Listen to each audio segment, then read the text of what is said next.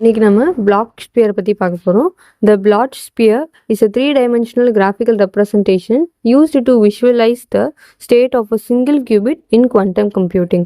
அதாவது நம்மளோட quantum கம்ப்யூட்டிங்கில் black sphere அப்படின்றது ஒரு 3 டைமென்ஷனலான கிராஃபிக்கல் ரெப்ரசன்டேஷன். இதை வச்சு என்ன பண்ண போகிறோம்னு பார்த்தீங்கன்னா, ஒரு சிங்கிள் கியூபிட் வந்து எந்த மாதிரி இருக்கும் அதை அப்படியே விஷுவலைஸ் பண்ணி பார்க்கறதுக்காக நம்ம கண்டுபிடிச்சது தான் பிளாக் ஸ்பியர்.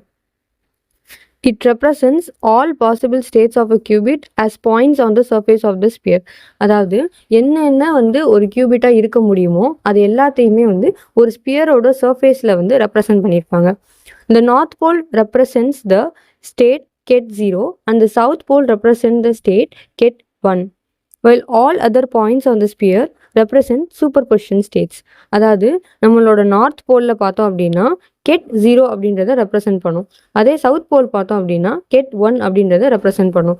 மிச்சம் இருக்க எல்லா ஸ்டேட்ஸுமே வந்து இந்த கியூபிட் எந்த ஸ்டேட்டில் இருக்கலாம் அப்படின்றத சூப்பர் பொசிஷன் பிரின்சிபல் வச்சு நம்ம லொக்கேட் பண்ணுற மாதிரி இருக்கும். ஃபார் எக்ஸாம்பிள் இந்த ஸ்டேட்டில் இருக்கா, இந்த ஸ்டேட்டை வந்து நம்ம கெட் சை வச்சு சொல்லியிருப்பாங்க.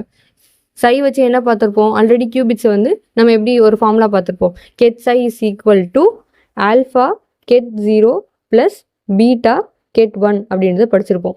ஸோ இந்த ஸ்டேட்டை ரெப்ரசென்ட் பண்ணுறதுக்காக நம்ம இந்த ஃபார்முலா யூஸ் பண்ணுவோம். அதே நார்த் போலில் இருந்துச்சுன்னா கெட் 0, சவுத் போலில் இருந்துச்சுன்னா கெட் 1, அவ்வளோதான். தேங்க்யூ.